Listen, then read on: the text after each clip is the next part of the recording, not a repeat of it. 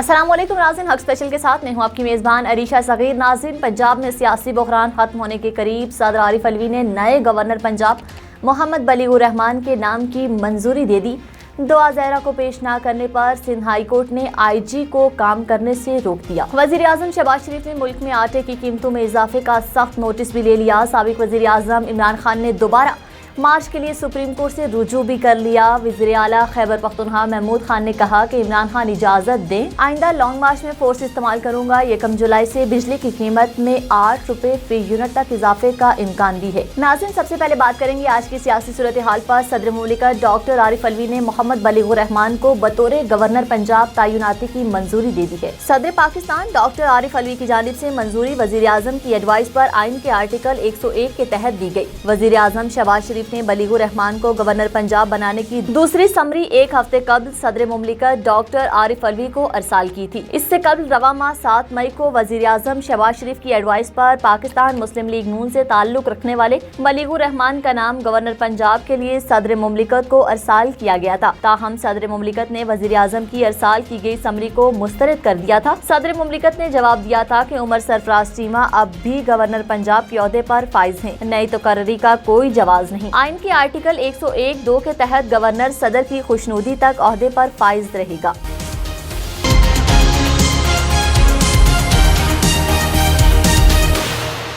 दूसरी जानिब Sindh high court ने दुआ ज़हरा को पेश न करने पर IG सिंध कामरान अफजल को काम करने से रोक दिया। सिंध हाई कोर्ट में दुआ ज़हरा की मुबैना अगवा से मुताल्लिक दरख्वास्त पर समाअत हुई अदालती हुक्म के बावजूद पुलिस दुआ ज़हरा को पेश करने में नाकाम रही। अदालत ने IG सिंध कामरान अफजल को काम से रोकते हुए इनसे चार्ज वापस लेने का हुक्म दे दिया। अदालत ने दुआ ज़हरा केस में तहरीरी फैसले में कहा कि IG सिंध कामरान अफजल ने गैर हकीकी रिपोर्ट पेश की जो मुस्तरद की जाती हैं। IG सिंध का चार्ज किसी अहल अफसर को दिया जाए। एस्टैब्लिशमेंट डिवीजन अपनी राय देकर कामरान अफजल इस ओहदे के अहल हैं या नहीं, हम बेहतर समझते हैं इस मसले को इंतजामिया पर छोड़ दिया जाए। जस्टिस मोहम्मद इकबाल ने रिमार्क्स दिए कि हम आपकी कारकर्दगी और रिपोर्ट से मुतमईन नहीं, हम ये नहीं कह रहे कि आप काम नहीं कर रहे, मगर बच्ची हमारे सामने नहीं आई। एडवोकेट जनरल सिंध ने 1 हफ्ते की मोहलत देने की इस्तदा की, जिस पर अदालत ने दुआ ज़हरा को 3 जून तक पेश करने का हुक्म देते हुए कहा कि अगर आप जुम्मे तक बच्ची को ले आएं तो बच सकते हैं।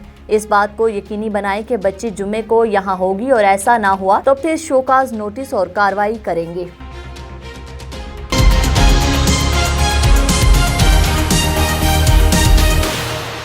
साबिक वज़ीर आज़म इमरान खान ने दोबारा मार्च के लिए सुप्रीम कोर्ट से रुजू कर लिया है। पेशावर में बुकला कन्वेंशन से खिताब करते हुए इमरान खान ने कहा कि पाकिस्तान में सब हुकूमतें करप्शन के इल्जामात के तहत गई। हमारी पहली हुकूमत है जिस पर करप्शन का कोई इल्जाम नहीं। जो मरासला अमेरिका से आया इसमें वाज़ेह तौर पर धमकी दी गई है। इमरान खान ने कहा कि एक साजिश के तहत पाकिस्तान तहरीक इंसाफ की हुकूमत गिराई गई। मुल्क में पहली बार हुआ कि कोई हुकूमत गिराई गई तो लोग सड़कों पर निकले। चेयरमैन पाकिस्तान तहरीक इंसाफ का कहना था कि मैं किसी से कोई जंग नहीं चाहता, हम किसी के साथ बुरे ताल्लुकात नहीं चाहते, लेकिन किसी की गुलामी नहीं चाहते। मैंने अमेरिका को कहा था कि दोस्ती सबसे करेंगे, अमन में सबके साथ, लेकिन जंग में साथ नहीं दूंगा। इमरान खान ने कहा कि कल केस की समाअत है, सुप्रीम कोर्ट से फैसला लेंगे कि पुरअमन इहतजाज का जमहूरी हक है या नहीं। सुप्रीम कोर्ट रूलिंग दे कि किस बुनियाद पर और किस कानून के तहत हमें मार्च से रोका गया। अदालत ये भी बताया कि आइंदा जब हम आएंगे तो क्या सुप्रीम कोर्ट इस तरह के आमराना और गैर जमहूरी इकदामात की इजाजत देगी। मैंने सिर्फ इसलिए धरना नहीं दिया कि मुल्क में तबाही मचेगी,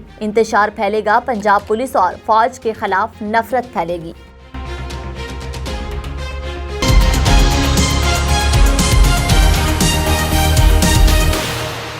आगे बढ़े और अब बात करेंगे वज़ीर आला खैबर पख्तूनख्वा महमूद खान ने कहा कि इमरान खान इजाज़त दें, आइंदा लॉन्ग मार्च में फोर्स इस्तेमाल करूंगा।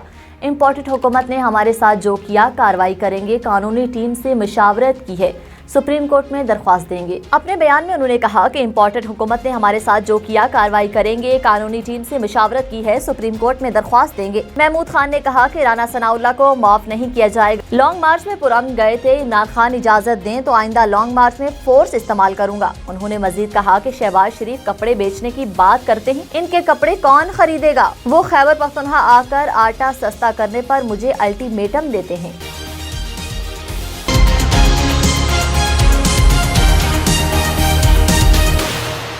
आगे बढ़े और आपको बताएं, पाकिस्तान मुस्लिम लीग नून की मरकजी नायब सदर मरियम नवाज ने इमरान खान पर इल्ज़ाम आयद करते हुए कहा कि पाकिस्तान में वाहिद इमरान खान है जिसका इसराइल से खानदानी वास्ता है। अपने ट्वीट में मरियम नवाज का कहना था कि झूठे खत, झूठी आलमी साजिश, कत्ल का झूठा डरामा, फेल होने और तारीख का सबसे नाकाम लॉन्ग मार्च के बाद अब इसराइल वफ्द भेजे जाने की इंतशार खान की एक और 2 नंबरी है। उन्होंने कहा कि फितना खान पूरे पाकिस्तान में वाहिद शख्स तुम हो जिसका इसराइल से बराह रास्त खानदानी वास्ता है। मरियम का कहना था कि एक मुसलमान पाकिस्तानी के मुकाबले में ज़ैक गोल्डस्मिथ की इंतहाबी मुहिम चलाने वाले में तुम्हें वार्निंग देती हूँ कि झूठ बोलने से बाज आ जाओ वरना मुंह छुपाने की जगह नहीं मिलेगी।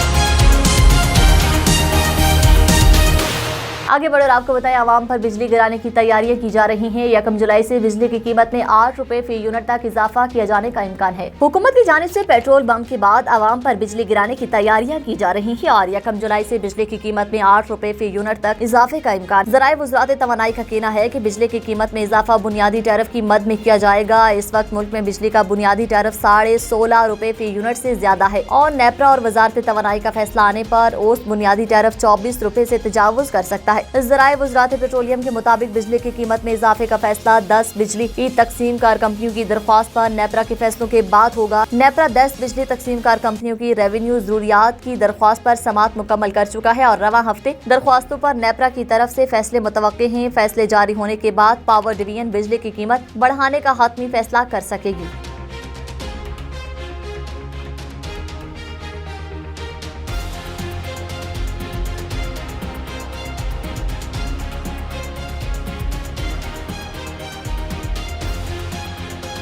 Audio